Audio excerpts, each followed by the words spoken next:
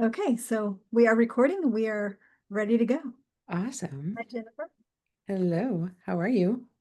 I'm good. How are you? I'm fantastic. Thanks.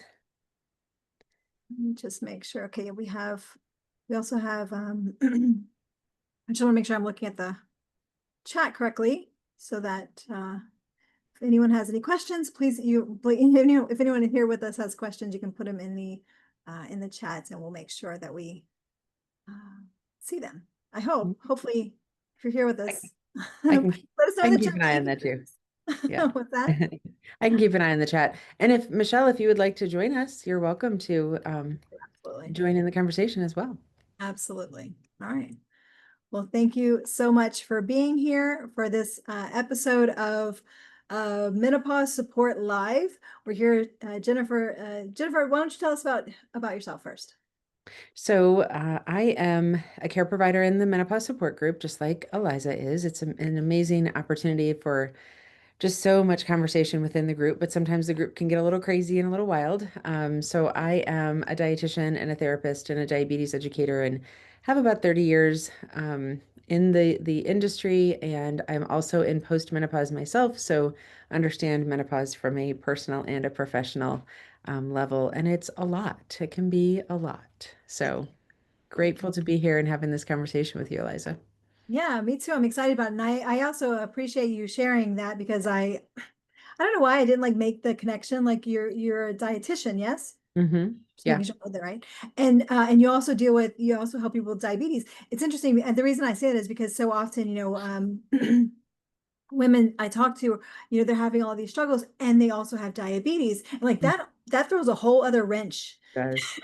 Yeah, into it. So it's like I can help you with these things, but you really need to see someone about the diabetes. Like you for need to sure. see someone who's a specialist and that is not me.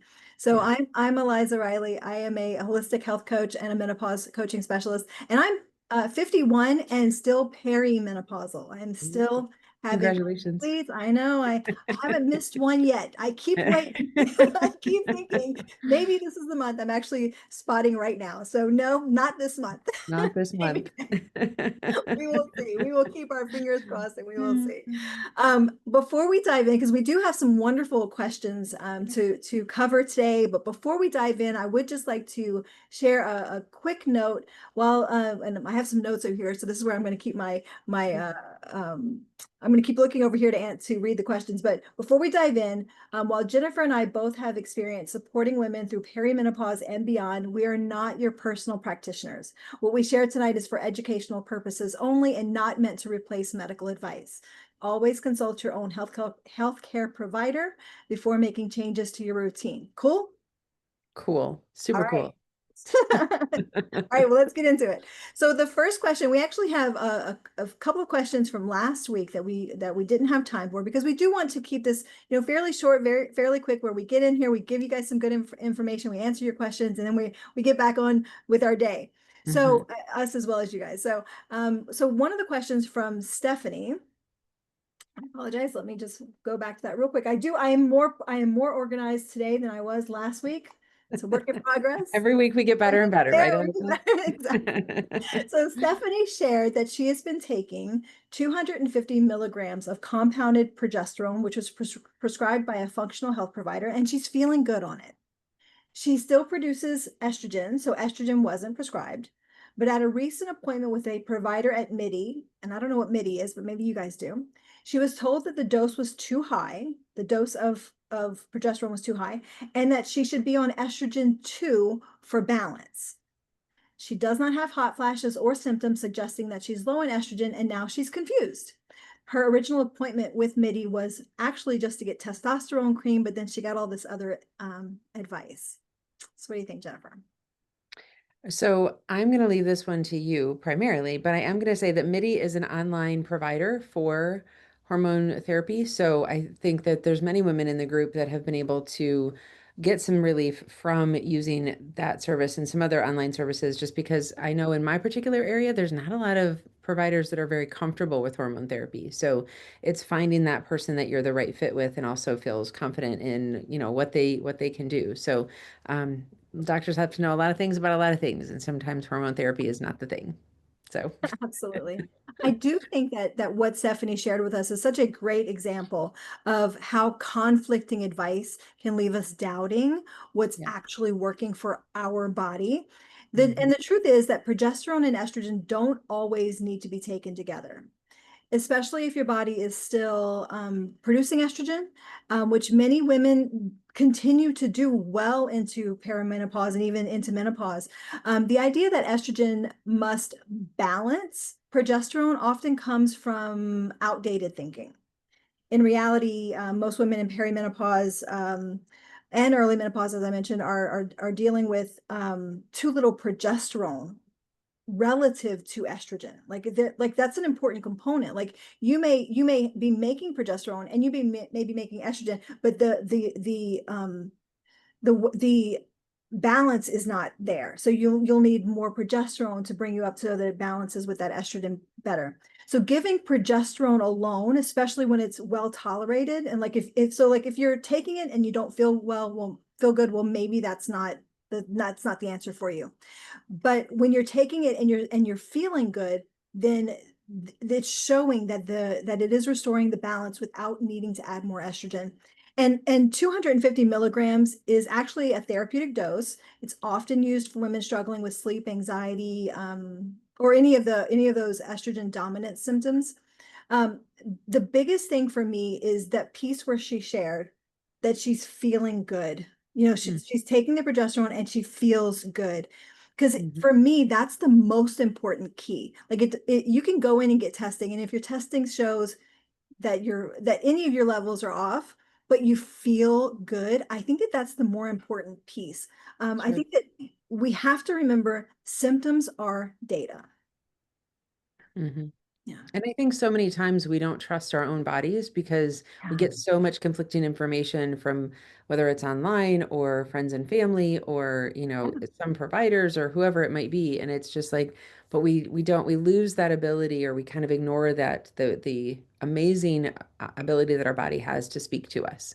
And so when we Absolutely. quiet ourselves down enough, that's what I do a lot of times. And I'm talking with somebody from a therapy side of things, if we can quiet our bodies enough and our mind enough to really hear what our body is telling us, can tell us amazing things. And Absolutely. those symptoms that we are having more of or less of is a really good, like you're saying, a very good data point of understanding.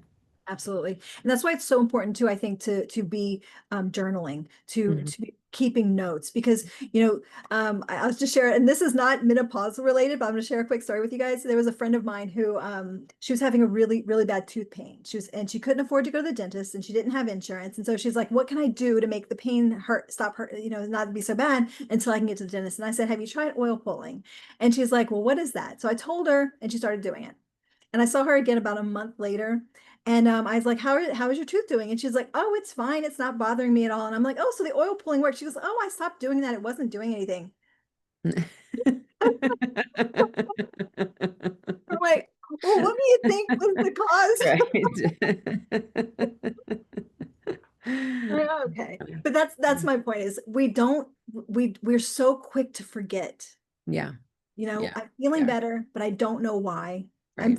I'm not feeling the way that I was feeling, but I don't know why. And Mhm. so journaling, just writing down what you're doing, how you're feeling, writing those things down can really, it's not about writing it down. It's about going back and making the connections. It's like Hansel and Gretel and the breadcrumbs. Like you need to follow the path and see where it's leading you. Well, and let's be honest, brain fog is a thing, right? So, So, so I mean, I can barely remember what I had for breakfast, let alone like, absolutely. yeah. Absolutely. I don't Mm, watch much TV, but every day for lunch we watch, and my guy and I sit down and we watch a half-hour program, And yeah. every time I'm like, what are we watching?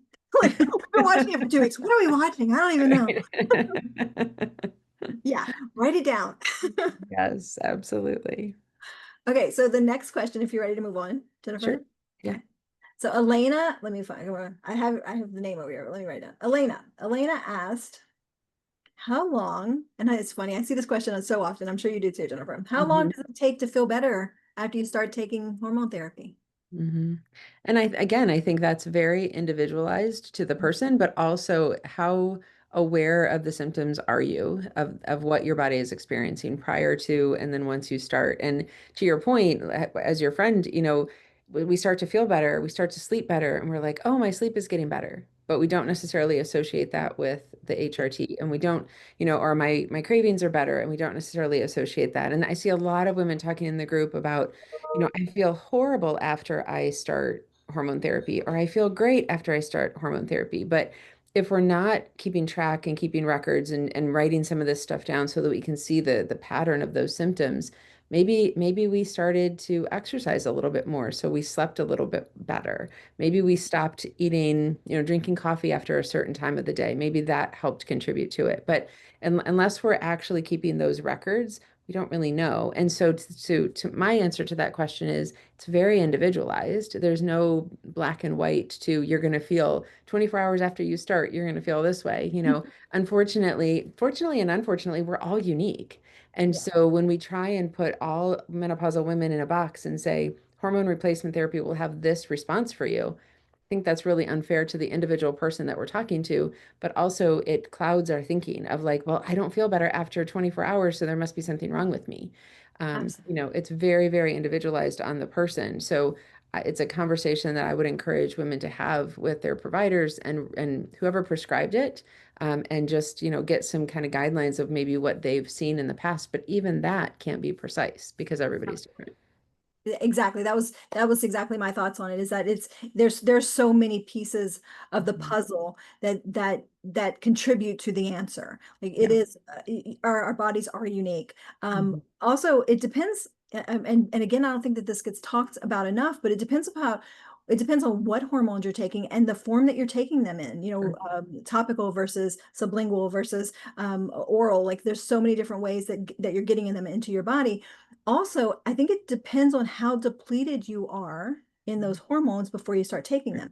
them. And I think that the biggest for me, and at least for me, and I think that the reason why I say that this is probably the most important piece of it is because it's the one that we actually have some control over, is it depends upon how ready our bodies are to use those hormones.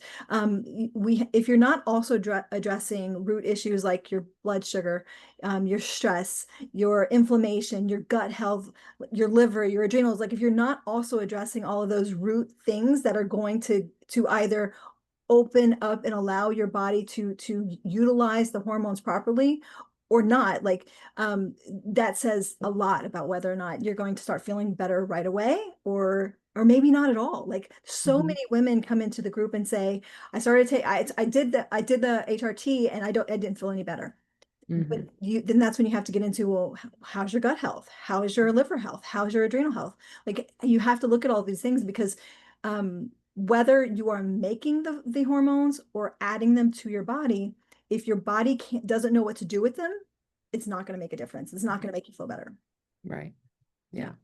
Such a complex It situation, right? really is. Yeah. Hmm. I Hmm. wish that there was a, like quick answer for Right. that. Yeah, I wish, and I mean, it would be so great if, like, yes, here's the hormone, take it, you're Yes. gonna feel great Yes. tomorrow. Like, that would be Hmm. so great. Hmm. Yes, it would But be. the reality is we do have a lot of control over what's happening in our bodies. Like it's not one of these situations where, well, this is just how I am. Right. This is just how my body is. No, we have control. We can change what we're putting into our body. We can change what we're putting on our skin. We can change so many things about the things that affect our hormone production or use. So, Right. And that's the great thing, right? That's the yeah, blessing of all of this is we get to choose. yeah, Some of you watching may be like, I wouldn't choose to feel this way if I could do something different. But my point is, you can choose to continue to learn. You can choose to continue to have the conversation, continue to try different things that can help, talk to different experts like Eliza and myself about what are some other things that maybe you haven't thought about. Because when we're in the middle of it, it's like sinking into quicksand, right? The more overwhelmed you get, the deeper you go. And so really getting more conversation going and more communication about this is how I'm feeling, having those honest conversations of this hormone therapy isn't working for me right now. Is there something else that I need to do, or do I need to let it do I need to take it for longer? Or do I need a different combination? But nobody knows your body better than you. So trusting that intuitive piece inside of you that says, I need something different, or I just need somebody to tell me that I'm doing, I'm just keep going. Like, all of that is important from a mental and emotional and physical standpoint. None of it doesn't matter. It all matters. So, Absolutely. yeah, Absolutely. I think too, I think that what you're saying there is one of the hardest parts about dealing with all of this is that so often we have a hard time finding clinicians who are going to listen right, and who are going to take our individuality and our individual response to what they're giving us um, right. and use that, like even like most doctors will not, and you don't even need a prescription to get a transdermal progesterone or I don't know about estrogen. You may need a prescription for that, but I know for progesterone you don't. Like you can get that over the counter, and there's some really good ones out there. But if your doctor has given you, and this was my experience, my doctor gave me oral progesterone, and it was bioidentical from a compounding pharmacy, and it gave me horrible dizzy spells, Mm, horrible. And when I went to see her, she was like, "Oh, no, no, that can't be the progesterone." But it was so bad, I stopped using the progesterone just to see, because she totally dismissed me. Like, nope, that's not it. And so yeah. I stopped, but I was only using it for the luteal phase. So Hmm. 2 weeks on, then 2 weeks off. And when I went off of it, the dizzy spells went off. And then when Hmm. I started taking it again, they came right back. And Yeah. so I just stopped just to see what would happen, and they went away again. So I'm like, okay, so clearly, Yeah. whether she understands or believes or not, this is what's happening Sure. to me. And I had been using topical progesterone for a couple of years and loved it. And she was like, "Oh, if you like that, you're gonna love oral. It's gonna be even better." I didn't. For my Yeah. body, I didn't Right. like it. And Yeah. so I went back to using the topical and just left it at that. I've actually been on the topical progesterone for gosh, like 15 years now. It's been a long time. Yeah. Yeah. But, That's awesome. but that's another piece of it. Like you go back to your doctor and you say, "I don't like the way that this is making me feel," and ask to try a different form of it. Right. Remember that there are other ways of getting it into your body than the ones that most doctors will prescribe. Hmm. Yeah. Absolutely. Absolutely. All right, next question, and this is from Roxanne. Roxanne has been experiencing extreme nighttime hot flashes every 30 to 60 minutes that wake her up repeatedly throughout the night. She says this has only been happening for about a month, and she still gets irregular heavy periods, but thought she was done with hot flashes. She's also epileptic, so sleep is crucial to her health and seizure prevention. She's asking, and like there's so much there to unpack, but what she's asking for, her question is, what home remedies can she try to help with the hot flashes before seeing her doctor? You know what? I'm going to let you start there. I have some thoughts, but I'm going to let you start with that one. Okay. Um, so I think that I do have thoughts on this one. My thoughts are kind of scattered because there is so much there to unpack. There is a lot. And this, I do feel like for me, this one really hits home because I know how disruptive night sweats can be, even when you don't have another condition like epilepsy layered Hmm. in. Because, and for her specifically, poor sleep isn't just frustrating, it's actually dangerous because if she doesn't get proper sleep, then that's, there's so much brain stuff happening here that is just heartbreaking to me. I was trying to remember, was it? Oh, she didn't say she's taking progesterone. So that honestly is probably one of the first things that I would recommend. Again, you don't need to see your doctor to start taking progesterone. And progesterone is a brain protectant. So I think that you could get a lot of it, and it helps with sleep. It helps with lots of different things that are helpful at this time of life. Um, some other things though, she can take magnesium glycinate before bed, which Hmm. is calming and helps with sleep and temperature regulation. And I think another big thing that doesn't get talked about enough when it comes to hot flashes and night sweats is stable blood sugar. And I think Hmm. that, and I'd like to hear your thoughts on this, Jennifer, because I'm not a dietitian, but one of the things that I recommend for women who are struggling is with blood sugar is to have a light snack with protein and fat before they go to bed each night. Hmm. I've Hmm. heard good and bad about that. Like, no, no, you need to be fasting. Like, don't go to bed with food in your stomach. But I do think that I've seen it for myself as well. I wear a CGM sometimes. My blood sugar will drop dangerously low at night, but if I have that little snack before I go to bed, it stays quite flat. Hmm. Yeah. Yeah. I think it's similar to, the hormone therapy. I think it's an individualized conversation, right? For whether or not that snack is going to be helpful. I love that you used a CGM. I think CGMs are great. For those of you that don't know what a continuous glucose monitor is, it's basically, if you've ever seen anybody with that white circle on their arm, it is a teeny tiny needle that gets inserted into your skin and it stays there for Not painful at 14 all. days. Not painful at all. Not painful at all. You won't even feel Yeah. it. Yeah. And so then you can use your phone as kind of the sensor and you just swipe it over your arm instead of having to poke your finger repeatedly to see what your blood sugar is. But it's a much better way, a much more convenient way to see what is the pattern of blood sugar over time, over the nighttime, over the daytime, and that type of a thing. So it gives you a little bit more data to work with. And so, yeah, sometimes a snack before bed can be helpful. I also think that people really looking at their stress response. How do you handle stress? I was just talking to a client earlier today who's having some breakthrough bleeding that was probably, caused by or contributed to from, some stress that she's going through. And so there's all kinds of reasons that people are feeling that stress. There's all kinds of things. And sometimes the stress response can be delayed. So it might be something that you experienced a few weeks ago, and then your body is sort of catching up with that. And that can definitely contribute to hot flashes, disrupted sleep, night sweats, and that type of thing. So to me, it's looking at, the nutrition, including blood sugars, the amount of exercise you're getting, the activity that you're getting from a circulation standpoint, because exercise is way more than just about weight loss. And then also the sleep and the stress. And all of those things can either positively or negatively affect hot flashes. That's not to say that it's your fault that you're doing something wrong because, you're having hot flashes. It's a very natural response in menopause, but there are things that you can do. Many of the things that you mentioned, Eliza, are more kind of those holistic things that we can think about. But really that stress response is really important when it comes to that. And then I've found good success with people taking ashwagandha as well, that is sort of helps with those hot flashes and, kind of evens out that response too. So I've had good luck with that myself. Absolutely. So Absolutely. yeah. Yeah. Yeah. Stress is such a good addition to that, Hmm. and even doing simple things like some deep breathing before, some breath work before you go to Yeah. bed, or legs up the wall for 5 minutes can Hmm. down regulate that stress response. Excuse me, my phone's ringing. I'm just gonna turn that off. Okay. Anything else for Roxanne before we move on? I think that's good. Okay, good. All right. So this is the last question that I have. If I don't know if you brought any, Jennifer, but I'll go ahead and read this one and then we'll see where we are. Okay. Hmm. Sure.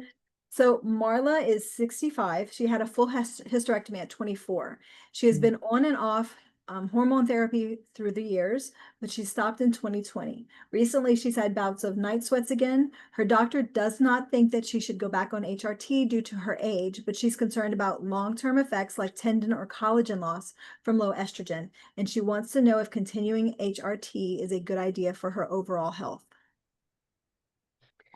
I mean, I guess from my perspective, I would continue to have that conversation with the provider. There's always, a pretty complex story that we all have when it comes to our medical history. So I'd want to make sure that it's a continuous conversation that I'm having, and the other side to that is if you're feeling like you're not being supported in the way that you need to be supported, then finding some other, maybe a specialist, was this an OB-GYN that she was seeing? I don't think she She doesn't didn't say, say. she said her doctor. Yeah. So, if you're not seeing an OB-GYN to kind of complement maybe what your family physician is telling you, or maybe there's a naturopath or somebody that is more holistic in the area that could be a good complement to your family physician. Um, it's not always something that's a one conversation answer. And I know that there's as many providers out there as there are opinions that you can get about some of these things, but it's really hard to just say, like, do this based on this one particular piece. It's really important that we're looking at that overall um, health history and kind of what you're experiencing. But I will add as well, and then I'll turn it over to you, Eliza. If you're miserable, you don't have to be miserable. So Right. I would keep asking questions until you figure out a way not to be miserable. That's kind of the bottom line answer for me. Absolutely. I completely agree with everything you just shared, Jennifer. And I'd just like to add, I do think that this is such a important question. And honestly, I think that it deserves a more nuanced answer than most women get. Mm. And I'll tell you guys honestly, I am not a hormone specialist, so this is my take on the question for Marla. But take it with that grain of knowledge. It's not my expertise, but I do feel that at age 65, the mainstream medical view on HRT is you're past the window, it's too risky now. And I do believe that that's based on outdated studies that did not look at individualized care, things like delivery method, which we've talked about several times tonight already, or symptom driven use. Again, we go back to symptoms as data. So Marla said she had a full hysterectomy many years ago. So the concerns around unopposed estrogen don't apply in the same way. And transdermal estradiol, like patches or creams, has a very different risk profile than like an oral estrogen. So research supports the idea that estrogen, and I think that this is why Marla is asking this question like this, because she's concerned about the long-term effects. Estrogen does have protective effects for bones, for collagen, for your brain, and even for your bladder when they're dosed appropriately. But again, coming back to what Jennifer said, I think it's so important to look at the whole picture, your individual cardiovascular health, your family history, and what you want in terms of quality of life. It's not just about the risk that's posed. It's about what it is that you want, what's important to you, and how you want to feel going Mhm. into this phase of life. Mhm. So, and again, it comes back to finding a doctor who's going to listen to you and take you individually into mind, instead of this sort of cookie cutter, this is whatever all women over at age 65 get, Yeah. which can be Yeah. so hard to find. It can. Yeah. Yeah. Absolutely. Yeah, so I think that women deserve to have a conversation that's very individualized and personalized to them.